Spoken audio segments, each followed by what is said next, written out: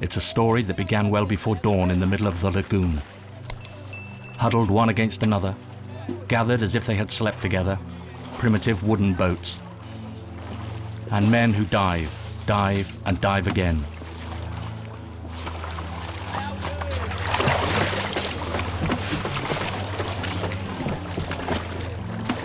Below the water, sand. Nothing but sand with which they must fill these boats. It's the work of several hours and of holding your breath several hundred, even thousands of times, with no equipment and with the objective of survival. Like Francis, who arrived from Benin several years ago. Down there, there's sand. You put this bucket in it, and the sand goes in. The current puts the sand in it. It's the current that puts the sand inside. That's it. You see? Look.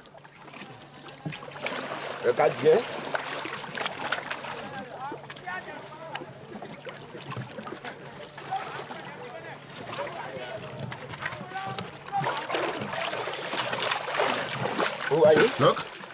You see? It's the current that puts the sand into the bucket. Down there, you see?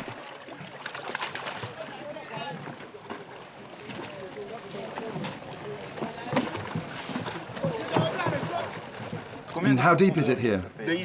Here, it's 2 meters deep.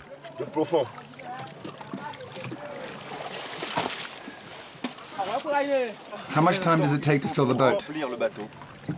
If all goes well, 4 hours at this rate. 4 hours like this before it's finished.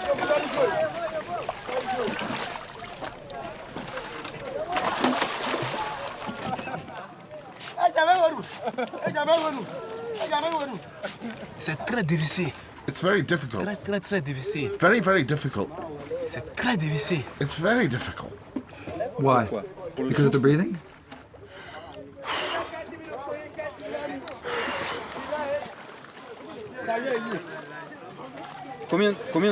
How many times do you dive to fill up the boat? How many times must you dive?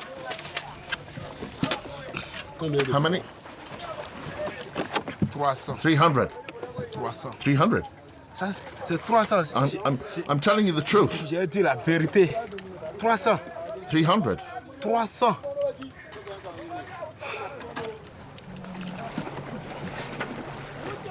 And it's the same every day. In the middle of the lagoon in Lagos, capital of Nigeria, hundreds of boats are at anchor, waiting to be filled like goat skins by naked men who scratch away at the seabed. One episode of many in the immemorial story of men at work.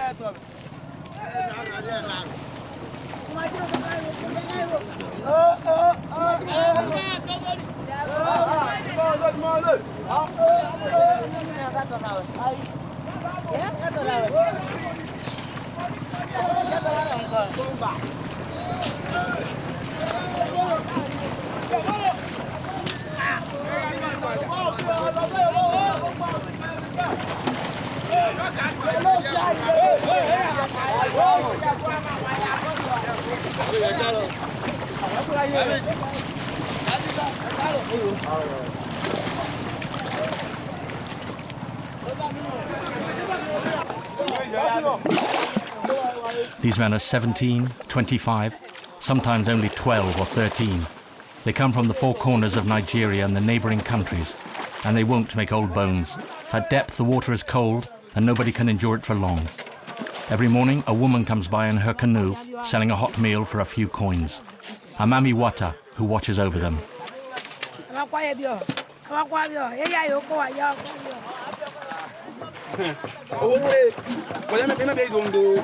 If you arrive with nothing and you see us diving, you might think, look, it's a job.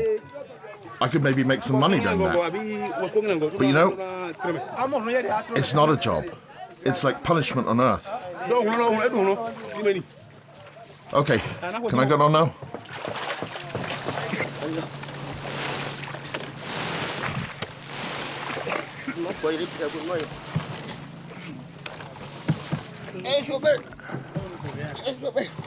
After 6 or 7 hours' work, the boat is filled to the gunwales, and it's time to return to the village. They hoist the sail. A big and beautiful sail, square, made from rice sacks sewn together. They hope there's plenty of wind so they can get some rest on the return trip.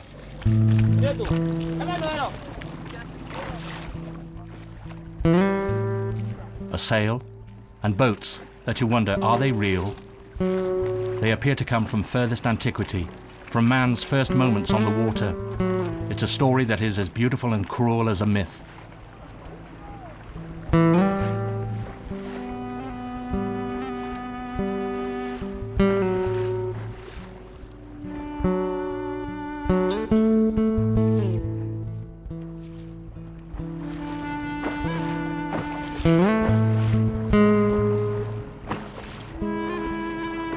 But that's how we see it.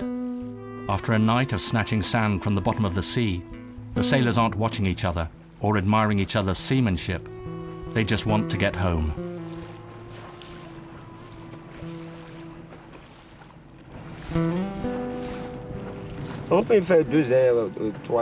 When you spend 2 or 3 hours like this, 2 or 3 hours like this in the evening, before you get home. And when the wind isn't strong, what happens? Do you wait? When the wind isn't strong, you can say it'll take you 4 hours. 4 hours sailing before you get home. And you're tired.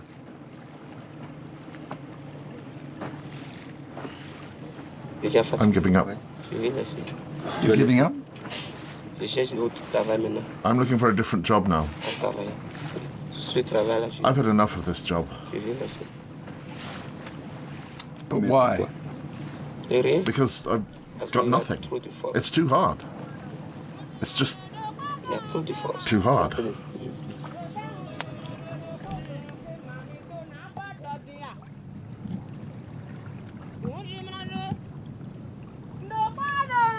And today the wind is weak, and the men take a long time to get back. When the wind is strong, the sails can rip. Wind or no wind, it's always hard for the labourers. And when the boats finally approach the shore, there's a bridge that bars their way. A bridge that crosses the entire lagoon, as if right out of the 20th century to make things even more difficult for them and force them to take down their masts.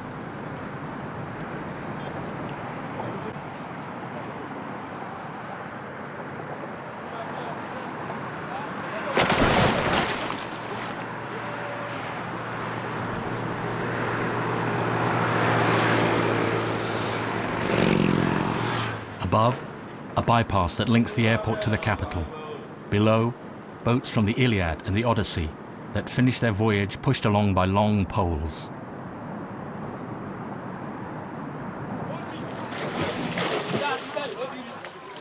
The fishers of sand can now go to bed, and another category of worker takes up the baton. With their shovels and their baskets, the unloaders will now shift the cargo. Machines? What machines? On the heads of these men, 50 to 60 kilos of wet sand that will be heaped up a short distance away. Like their colleagues, the divers, these men own nothing but their strength.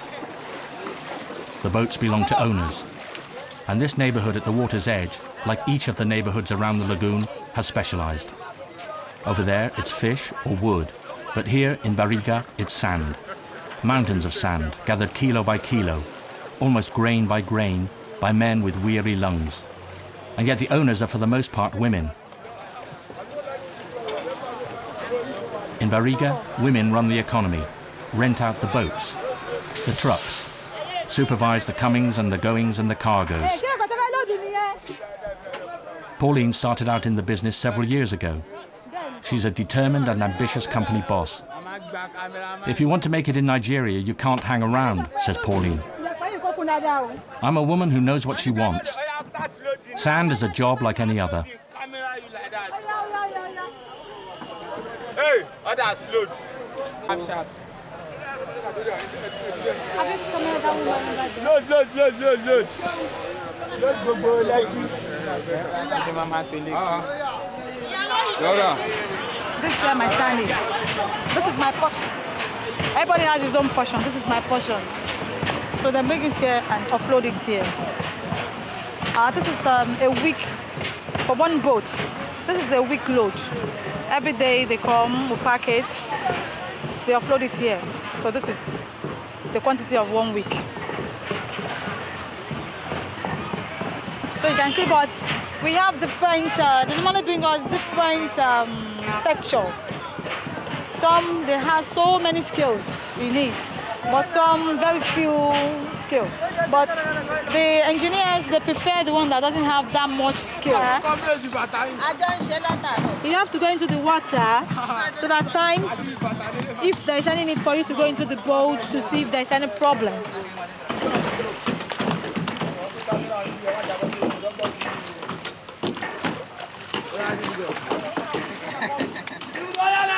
Climb.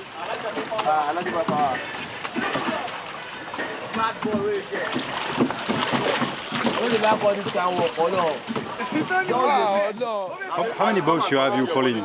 Yes, I have 2 boats. And my mom here too has 2 boats. We have people that have like 3, 4, 5 boats. And for how long have you been working in that business? Well, I've been into this business for the past 3 years now.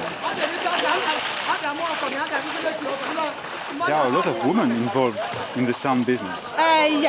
Yes, because they can manage the business properly than the men. And they know about the business than the men in some areas. And basically the work is for women. As you can see, because it doesn't take a lot of stress for the women. All they need to do is just sit down, watch the workers, then after they pay the workers. That's all. It's not that strenuous for the women to do. And the workers, they accept to be ruled by a woman? Yes, because there's money involved in it. So they don't mind. Whichever sex that is involved. If you agree on their price, no problem. Once the unloading is completed, the men are paid at a set rate.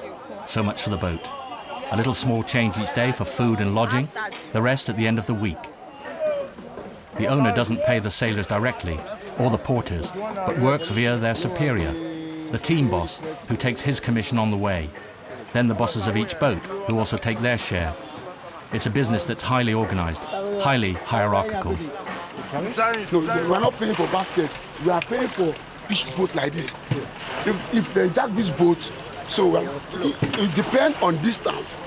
If you look at this one now, from here, this is the first distance. It's called distance. So it's distance by distance that we are paying the money. Can't believe by gradually, you understand me now? So if it is here, we only pay 2,000 naira. You know it's a hard job, 2,000 naira. The other following step, 2,005. It depends the distance. People carry you go up.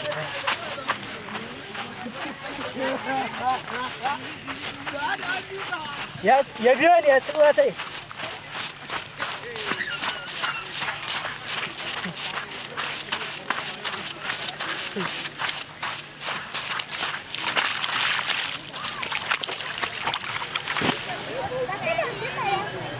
In Bariga, the men build mountains that they scale barefoot with the weight of a beef carcass on their heads. When the trucks haul it all away, they start again. It's God's will, they say. If God exists, he's not a just God, but that's not new. Unless you need to build a house in town.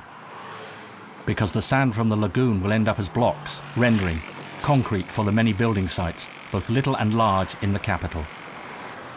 A miracle of nature. After the rainy season and the swollen rivers, the lagoon is barely salt, and the sand can be used as it is for construction work.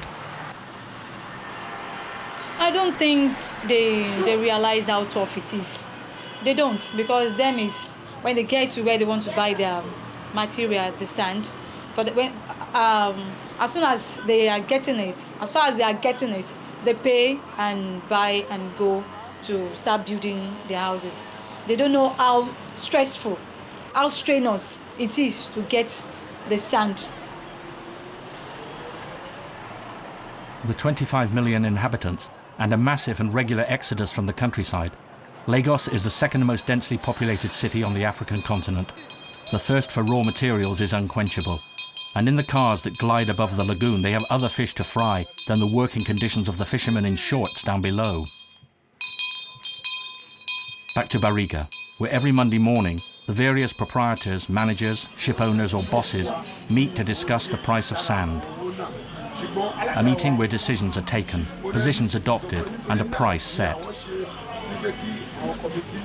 However, they ask us to withdraw, not to film or attend the meeting.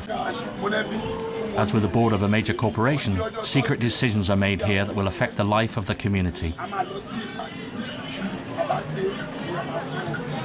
We leave the tent for the village, where every street and every activity revolves around the economics of sand. On the horizon, in every direction, dunes, the bridge, and the women who watch. The men, where are they? Men,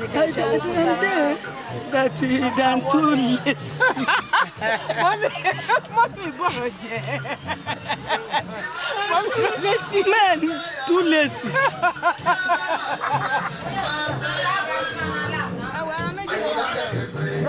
The men are lazy compared with the women. That's often true. But all the same, those who dive and those who carry don't expect money to fall from the sky. Some women in Bariga own around a dozen boats.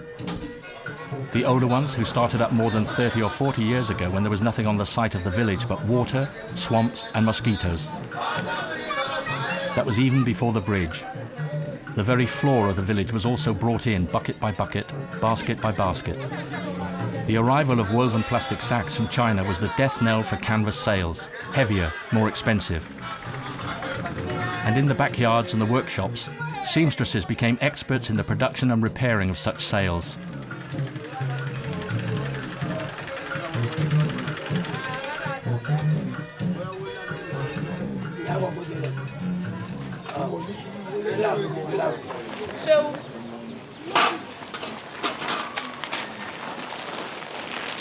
In Bariga, they also make the hulls for the boats, they carve the masts, they assemble the rudders, they re-weld and repair the buckets.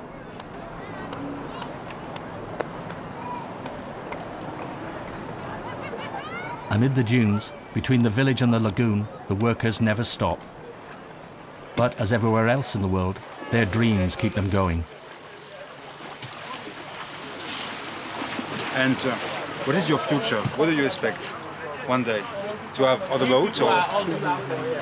To become a millionaire. What are your dreams? To become a millionaire.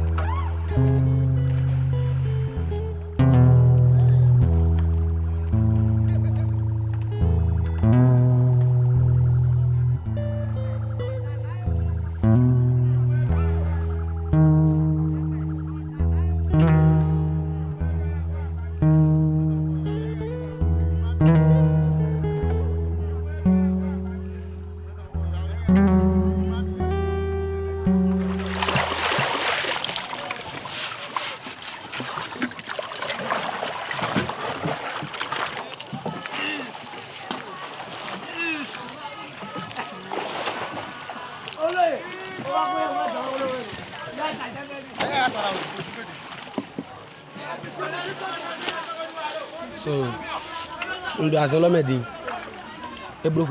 we have to take medication to thin our blood. Because when you dive, it's cold and our muscles seize up. And you stay paralyzed at the bottom of the water. Every year, there are 3 or 4 who stay on the bottom. It's so hard.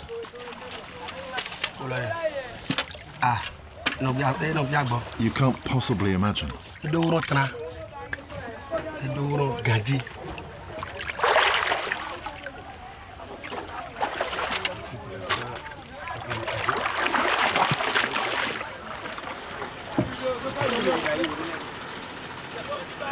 We haven't returned just to feel a little more sorry over the fate of these men.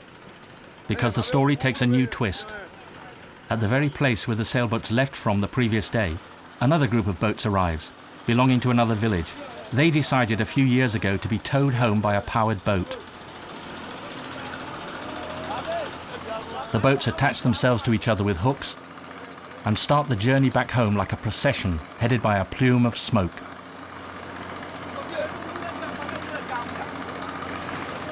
Here, we can't use manpower. That's why we get that tug. Why can't you use manpower? Manpower is not good. So people will tire too much. For that place, not every day, every time then they work. So because we are using tug here, that's why we are working every day. You see that tarpaulin that they are so breeze will be driving there for where they not like. So but this tug, so it will just come straight. What's happening here is fascinating, because it's as if we were witnessing the Industrial Revolution live and the changes it forces upon us. Those from before with their sails, and those after with their engines. The story of the sand gatherers is an incredible précis of our history, because with the engine, the boats leave and return more quickly, and the owners have been able to grant a half day off as well, while increasing the work rate at the same time. The men of the lagoon fear they are at the heart of a possibly inexorable evolution. Today the tugs, tomorrow the dredgers, that will replace the manual labor, exhausting but providing a meager wage. A life-size production in the 21st century. The upheaval created by the arrival of machines.